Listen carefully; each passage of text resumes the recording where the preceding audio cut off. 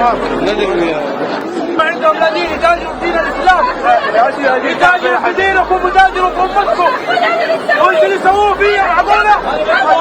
क्या आपने कभी सोचा है अगर कोई सचमुच काबा पर दूध चढ़ा दे तो क्या होगा?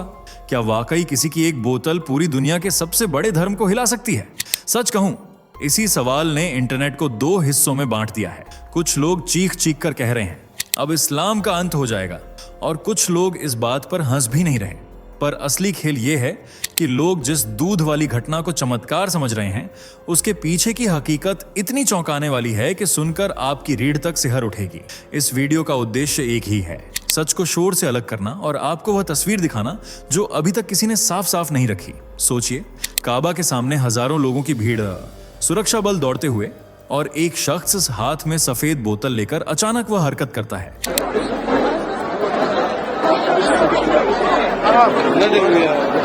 जिसे देखकर सबकी सांसें रुक जाती हैं। सोशल मीडिया कहता है दूध चढ़ाया गया, पर सच्चाई वह नहीं है जो आपने क्लिप में देखी, वह उससे कहीं ज्यादा खतरनाक है। और यही वजह है कि आपको यह वीडियो पूरा देखना चाहिए, क्योंकि अगर आप आधी जानकारी पर यकीन कर लेंगे तो वही गलती दोहराएंगे जो करोड़ों लोग अभी कर रहे हैं, अध कच्ची बातों को सच मान लेना।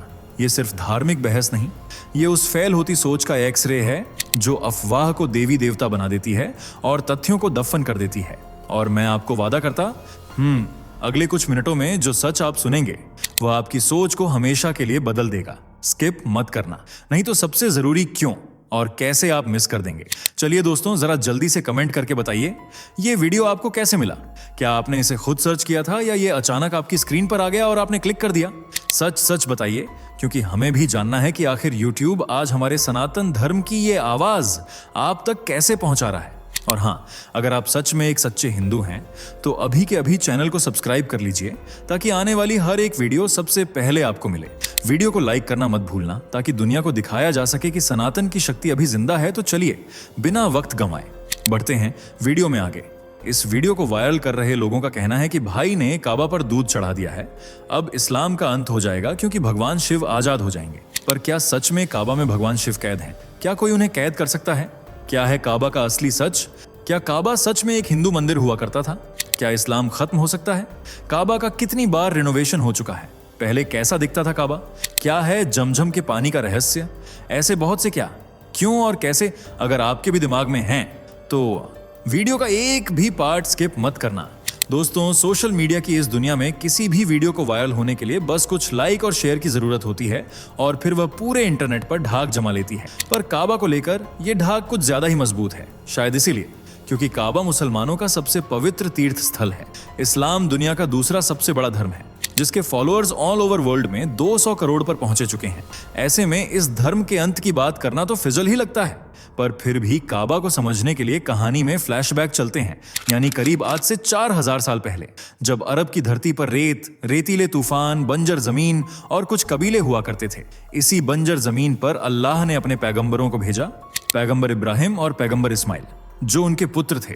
पैगंबर इब्राहिम को इस्लाम धर्म में मौजूद पैगंबरों में से एक माना जाता है।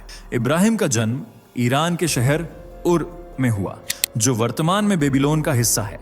लेकिन बाद में अल्लाह के कहने पर वह अपनी पत्नी हाजरा और बेटे इस्माइल के साथ मक्का में पहुंचे, जहां एक बार अल्लाह उनके सपने में आए और बेटे इस्माइल की कुर्बानी देने को कहा। इब्राहिम ने अल्लाह का हुक्म माना और बेटे को कुर्बान करने निकल पड़े। लेकिन यह इतना भी आसान नहीं था। उन्हें सिर्फ एक ही औलाद थी, पर वह अल्लाह की नाफरमानी भी नहीं करना चाहते थे। इसलिए उन्होंने अपनी आंखों पर पट्टी बांध ली और बेटे को कुर्बान कर दिया। पर जब आंखें खोलकर देखा तो सामने इस्माइल जिंदा थे और उनकी जगह सेज पर एक बकरा मरा पड़ा था। अल्लाह उनकी आस्था और हौसले से बेहद खुश हुए और इस्माइल की जगह बकरा रख दिया। तभी से इस्लाम धर्म में बकरा ईद मनाने का चलन शुरू हुआ। इसके बाद अल्लाह ने इब्राहिम और उनके बेटे को मक्का में काबा शरीफ बनाने का हुक्म दिया। साथ ही इस्लाम धर्म के प्रचार प्रसार की जिम्मेदारी भी सौंपी। उन्होंने इस हुक्म को भी माना और इस्लाम के प्रचार में लग गए। साथ ही एक एक पत्थर जोड़कर काबा का निर्माण किया। काबा प्राचीन समय में ऐसा नहीं था जैसा आज नजर आता है, बल्कि ये एक साधारण घनाकार आकार की संरचना थी जिसमें कोई छत नहीं थी। ये सिर्फ नींव और दीवारों से बना हुआ था। इसलिए काबा का अरबी में अर्थ होता है घन यानी क्यूब। लेकिन समय समय पर हुई इसकी मरम्मत और पुनर्निर्माण ने इसे वर्तमान शेप और मजबूती दी। इस्लामिक स्कॉलर्स के अनुसार काबा का पुनर्निर्माण 8 से 10 बार हो चुका है।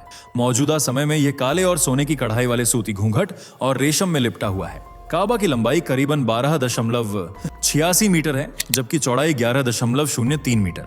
वहीं इसकी ऊंचाई 13.1 मीटर के लगभग है। ये ग्रेनाइट, काले पत्थर और सोने का बना हुआ है, जिसमें आने जाने के लिए सिर्फ एक ही दरवाजा है, जबकि इसकी पहली बनावट में 2 दरवाजे और कई खिड़कियां हुआ करती थीं। पर जैसे जैसे बनवाने वाले बदले, वैसे वैसे इसकी बनावट भी बदल गई। पर आखिरी बार 1996 में जो इसकी मरम्मत हुई, उसके बाद काबा जस का तस है। इसके अंदरूनी हिस्से में 3 लकड़ी के खंभे, एक मेज और एक छत से लटकती लालटेन है, और सिर्फ एक ही दरवाजा है जिसे हमेशा लॉक रखा जाता है। इसकी चाबी की जिम्मेदारी बानू शैबा परिवार के पास है, जो पिछले 1400 वर्षों से पीढ़ी दर पीढ़ी इस जिम्मेदारी को निभा रहा है। कहते हैं कि पैगंबर मोहम्मद ने यह चाबी उस्मान बिन तल्हा को सौंपी थी, और तब से यह उनके वंशजों के पास है। चाबी रखने वाले व्यक्ति को सादीन कहा जाता है, और काबा की देखभाल की जिम्मेदारी भी उन्हीं के पास आती है। पृथ्वी पर जिस जगह काबा स्थित है, ऐसा माना जाता है कि ठीक उसी जगह पर जन्नत में भी एक काबा है, जिसे बैतुल्लाह यानी अल्लाह का घर कहा जाता है।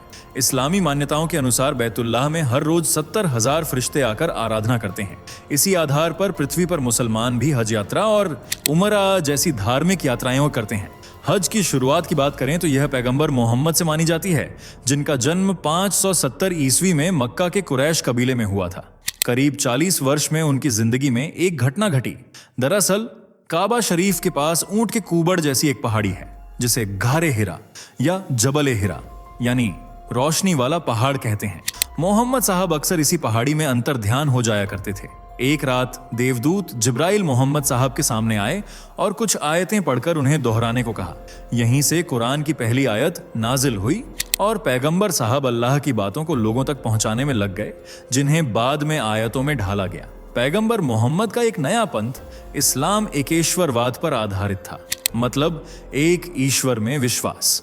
कहते हैं कि मक्का उस समय बहुदेववादी कबीलों में बंटा हुआ था, और काबा में भी कई मूर्तियों को स्थापित कर उनकी पूजा की जाती थी, और कबीलों वाले अपनी आस्था को बदलना नहीं चाहते थे, जिस वजह से विरोध हो गया और इस्लाम और बहुदेववादियों के बीच झड़पें होने लगीं। इससे मायूस पैगंबर साहब ने 622 ईस्वी में मक्का छोड़ दिया और मदीना चले गए। इसी समय इस्लामी संवत हिजरी बी की शुरुआत हुई। पूरे 8 साल तक यह संघर्ष चला, और 630 ईस्वी में मोहम्मद साहब फतह के बाद मक्का में वापस लौट आए, और काबा में जितनी मूर्तियां थीं उन्हें हटवा दिया गया। इस तरह काबा अब अल्लाह का पवित्र घर बन गया। कबीले वाले भी धीरे धीरे इस्लाम से जुड़ने लगे, और मक्का में शांति स्थिरता भी नजर आने लगी। तब अबू बकर और अली उनके साथ रहते थे। अबू बकर उनके ससुर थे, जबकि हजरत अली उनके दामाद। तब एक रोज मोहम्मद साहब ने अबू बकर को मक्का की पहली हज यात्रा की जिम्मेदारी सौंपी, और अबू बकर के साथ अली समेत लगभग 300 मुसलमानों का जत्था इस यात्रा के लिए तैयार हुआ, जिनकी जिम्मेदारी थी हज करना और हाजियों को हज के तौर तरीके सिखाना, ताकि हर कोई ठीक से जान सके कि हज पर जाना है तो क्या क्या करना होगा। तब अबू बकर और अली ने पैगंबर मोहम्मद की तरफ से 2 जन संदेश जारी किए। पहला, कोई भी मूर्ति पूजक हज नहीं करेगा, और दूसरा, काबा का तवाफ यानी परिक्रमा अब से ढके बदन होगी। असल में इससे पहले हाजी अधनंगे बदन भी काबा के चक्कर लगाया करते थे और मूर्ति पूजा भी हो जाती थी, लेकिन इन आदेशों के बाद ये दोनों ही चीजें बंद हो गईं, और यहीं से हर साल इस्लामी कैलेंडर के 12वें और अंतिम महीने जुल्हिज्जा की 8वीं और 13वीं तारीख के बीच हज यात्रा की जाती है। इस दरमियान हाजी काबा के चक्कर लगाते हैं और हजर अस्वद को चूमते हैं।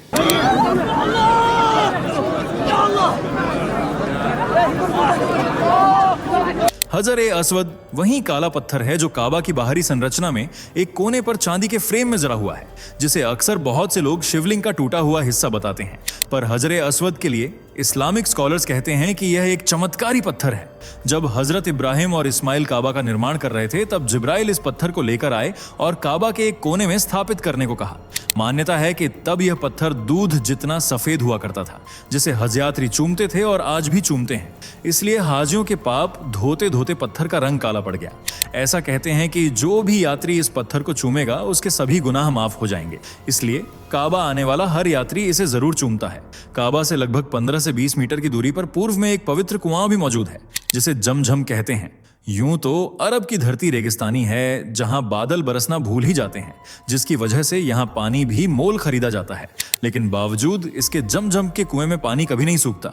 इसमें से चाहे जितना पानी निकालो फिर भी इसका लेवल बराबर ही रहता है। सिर्फ यही एक चमत्कार नहीं है, बल्कि इससे भी करिश्माई बात यह है कि जमजम का पानी औषधि का काम करता है। इसे पीने से कई तरह के रोग ठीक हो जाते हैं, जिनमें हाई कोलेस्ट्रॉल, एसिडिटी, सीने में जलन और त्वचा संबंधी रोग भी शामिल हैं। सिर्फ यही नहीं, ये पानी थकान कम करता है और इम्यून सिस्टम को मजबूत बनाता है। जमजम के पानी को लेकर वैज्ञानिक भी हैरान हैं और इसे कई बार लैब में जांच के लिए लाया जा चुका है। जांच की एक वजह यह भी है कि लोग दावा करते हैं कि यह कुआं असल में सऊदी के नालों से आने वाले पानी के सोर्स से बना है। यह दावा इसलिए किया जाता है क्योंकि मक्का शहर समुद्र तल से नीचे है और यह कुआं शहर के बीचों बीच स्थित है। इन दावों से परे जब वैज्ञानिकों ने पानी पर रिसर्च की तो वे भी चौंक गए, क्योंकि न तो यह नाले का पानी था और न ही किसी नदी का, बल्कि यह औषधीय गुणों से भरा कुआं है, जिसमें कैल्शियम और मैग्नीशियम की मात्रा अधिक है, जिसकी वजह से इसे पीने के कई फायदे हैं। वहीं जमजम के कुएं को लेकर इस्लाम में भी एक मान्यता है। कहते हैं कि पैगंबर इब्राहिम अपनी पत्नी हाजरा और बेटे इस्माइल को मक्का में छोड़ गए थे। तब यह जमीन और भी ज्यादा बंजर और सूखी हुआ करती थी। इब्राहिम उन्हें खाने के लिए थोड़े से खजूर और पीने के लिए पानी देकर चले गए, लेकिन कुछ वक्त बाद दोनों भूखे प्यासे उनके इंतजार में बैठे रहे। बीवी हाजरा तो अपनी भूख प्यास बर्दाश्त करती रहीं, लेकिन छोटे इस्माइल को प्यासा देख उनका दिल भर आया और वह सफा और मरवा की पहाड़ियों के बीच भटकने लगी, पर उन्हें पानी की एक बूंद नहीं मिली। इसी बीच इस्माइल ने जमीन पर घिसटते हुए एक पैर मारा और वहीं से पानी की धारा बहने लगी। कहते हैं कि अल्लाह ने खुद उनकी मदद की थी। इसी जगह पर वर्तमान में जमजम का कुआं बना हुआ है, जिसका पानी मुसलमान अपने साथ लेकर जाते हैं, जैसे हिंदुओं में तीर्थयात्री गंगाजल लेकर जाते हैं।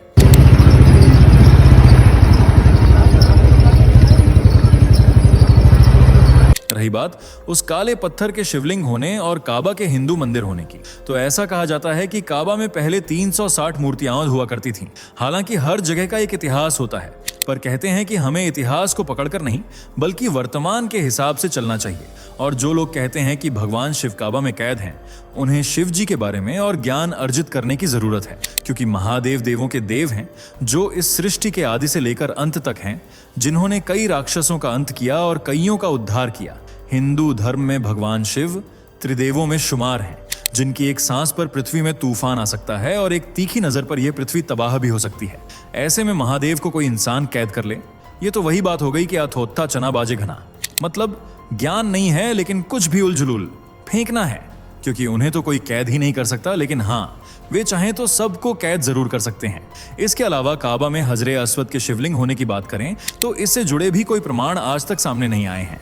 हाँ, हजारों दावे जरूर किए जाते हैं, जिन पर भरोसा करना या न करना आपकी मर्जी है, लेकिन काबा पर दूध चढ़ाकर भगवान शिव को आजाद करने की जो बातें हैं वह बेबुनियाद हैं। और जो वीडियो वायरल हुआ उसकी सच्चाई भी उतनी ही अनरियलिस्टिक है जितना कि 2025 में यूनिवर्स के सभी ग्रहों को एक्सप्लोर करना।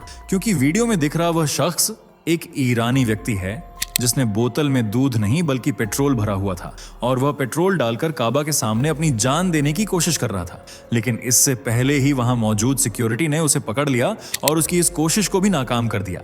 इसलिए ऐसी किसी भी वीडियो या तथ्य पर भरोसा करने से पहले बहुत जरूरी है कि उसे जांचें, परखें, अच्छे से स्टडी करें और फिर विश्वास करें, क्योंकि इतिहास गवाह है कि ना समझी युद्ध भी करवा सकती है और नरसंहार भी। उम्मीद है हमारा इशारा और वीडियो का मोटो आप समझ गए होंगे। तो वीडियो को लाइक कीजिए, शेयर कीजिए और आपका जो भी ओपिनियन है वह कमेंट बॉक्स में लिख दीजिए। चैनल को सब्सक्राइब करके बेल आइकन को प्रेस करना बिल्कुल ना भूलें। मिलते हैं अगली वीडियो में, तब तक के लिए बाय बाय। दोस्तों, आपके स्क्रीन पर 2 और वीडियो दिख रही हैं, जिसे देखने के लिए आप स्क्रीन पर क्लिक करें। दोनों देखिएगा, बहुत अच्छी वीडियो बनी है।